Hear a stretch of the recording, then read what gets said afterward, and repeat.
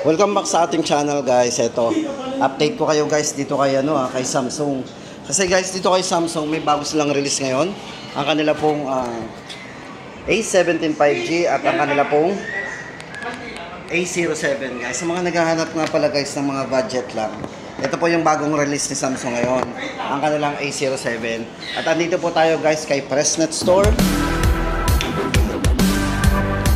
Ito po yan sa multi-brand store dito kay Pressnet. Guys, ito para sa mga display po ni Samsung dito. Ayan, yan nga po yung i-update ko sa inyo. Especially guys, ang kanila pong mga A-series. So ito po yung mga A-series ni, ni Samsung. Ayan, check natin. Tapos nga pala guys, doon sa yung bago, yung kanilang A07 at ang kanila pong A17 5G. So ito na nga po guys, umpisahan na natin ang update natin dito sa mga A-series nila na naka-display po dito sa sa table nila dito. Ito guys, unahin natin ang kanilang Galaxy A07. O ayan, sa mga nagtatanong po ng latest model po dito kay Samsung, check muna natin ang design nito guys. Ang ganda ng design nito.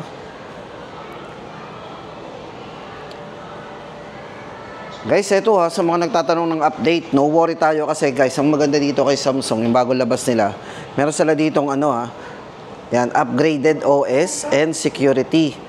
So, meron po yung 6 na beses na na security. So, 6 times OS updates and 6-year security updates. Yung maganda dito. Ito na guys, pagdating sa specs po ng ating Galaxy A07. Yan. Para po sa display nito, ito ay naka 6.7 inches high definition plus display. At naka IPLCD po yan. 90 Hz naman po pagdating sa kanyang screen refresh rate. So yan, naka 90 Hz po yan. 5,000 mAh battery. At supported po ito ng 25 watts fast charging. Pagdating po sa kanyang rear camera, ito po ay merong 50 megapixel po. Ayan, check natin nga yung camera nito. Ito po yung main camera niya. Yan, naka 50 MP po yan. Then, ang kanya pong front camera is 8 megapixel po. Ayan. Then guys, ito pagdating sa durability, itong si Galaxy A07, ito ay naka IP54 na din. Dust proof and water resistance po yan. Yun nga po, inuulit natin, meron siyang 6 times OS updates and 6-year security patch o security updates. Yan, meron din po siyang virtual RAM. Ito guys, naka-virtual RAM po yan. Yung storage din, yan, parang meron siyang up to 4 GB RAM, extended RAM. Yan, para po sa dalawang variants nito. 4 GB RAM 64, 5,290. Then, 4 GB RAM 128, 5,990. So, yan na guys ang update natin sa bagong release sa Samsung Galaxy A07. Then, next po natin ay ang kanilang Galaxy A17 5G. Guys, for Galaxy A17 5G, meron po yung 4G at meron din po itong 5G. O yan guys, makakapamili tayo kasi maganda naman dito guys. Siyempre, pag 4G, mas mababa ang price nun. So, ito na nga po guys ang ating specification para dito guys. Naka 6.7 inches, naka full high definition display na po yan Tapos, naka Super AMOLED na rin po. So, napakabibid ng display nito.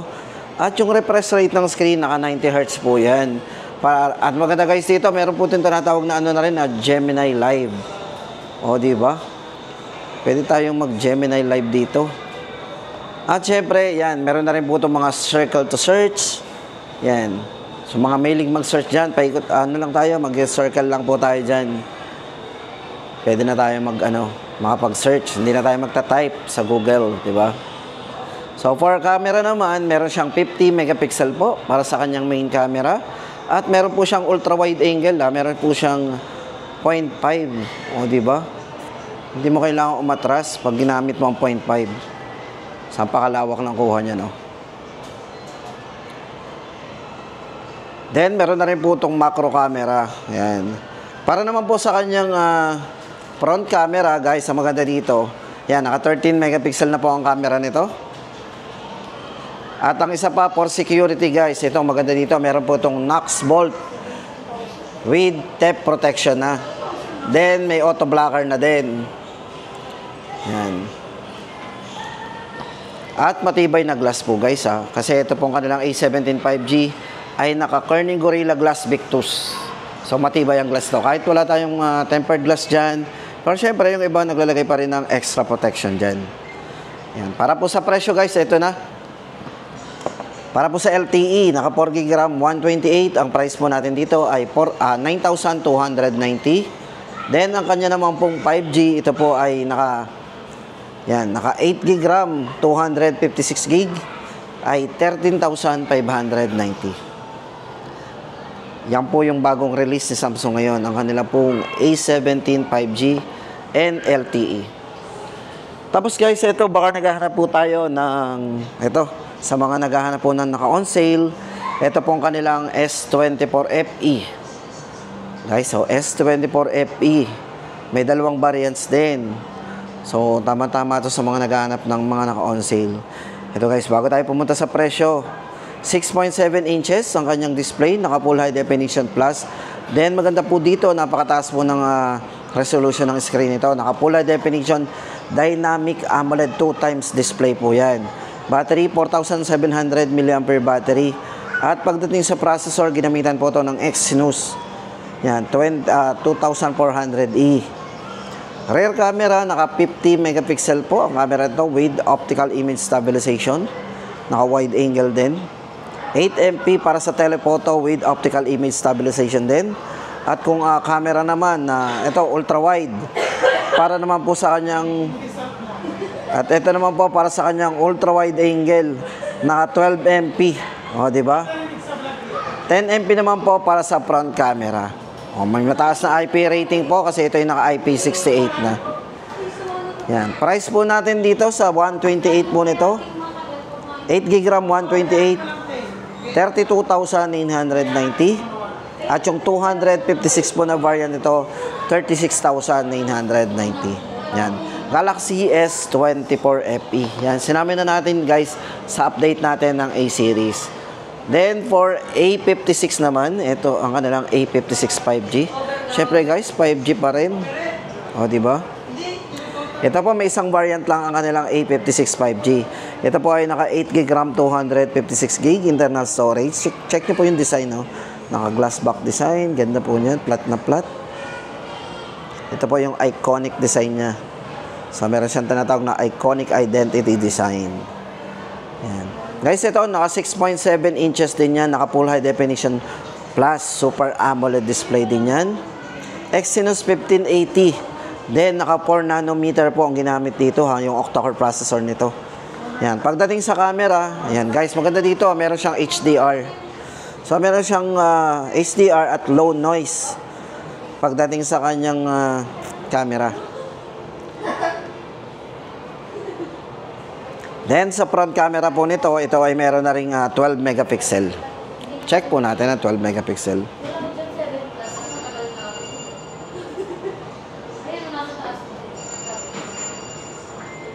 Yan.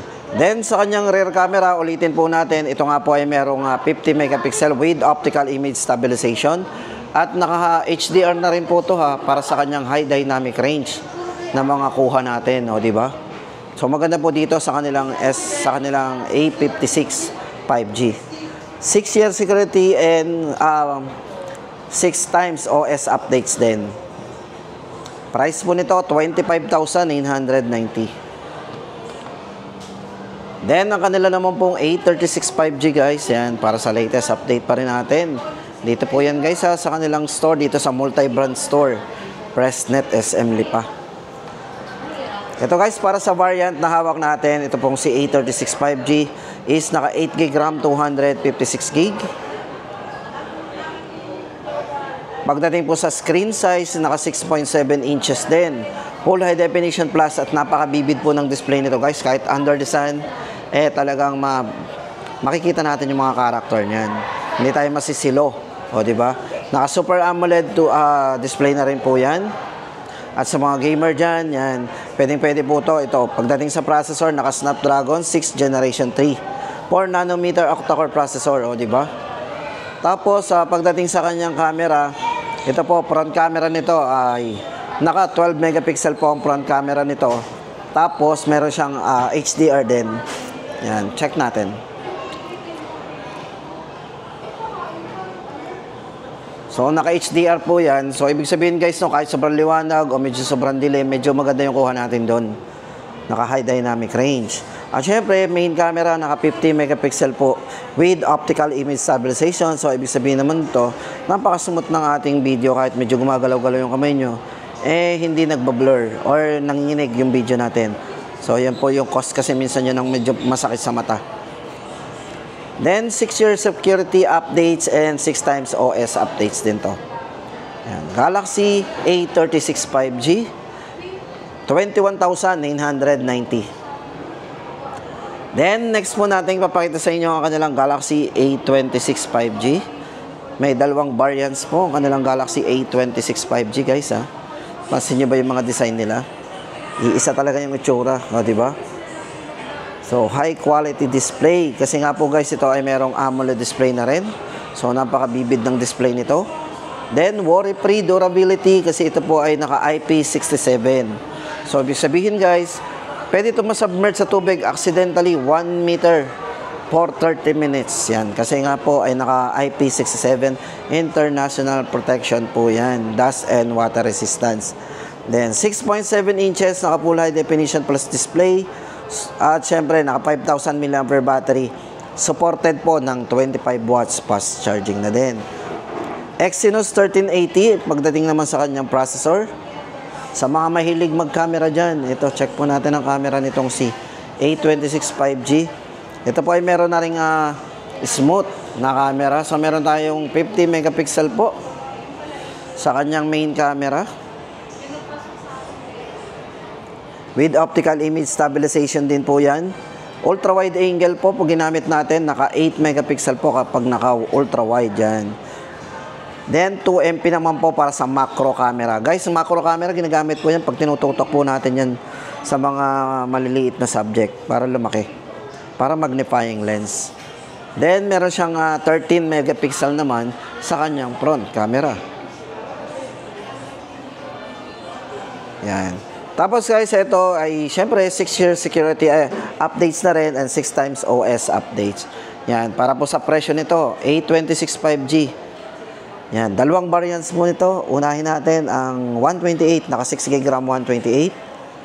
15,990 at 17,990 naman ang 8GB RAM 256GB. So sa ngayon guys, yan muna yung update natin. Kasi mabilis ang update lang natin. Kung ano po yung mga nandito sa table, at paki-comment na lang po yung mga hindi po natin nabanggit, baka pupuntahan po natin sa mga ibang store. Baka nandoon po yung mga ibang unit na wala dito guys.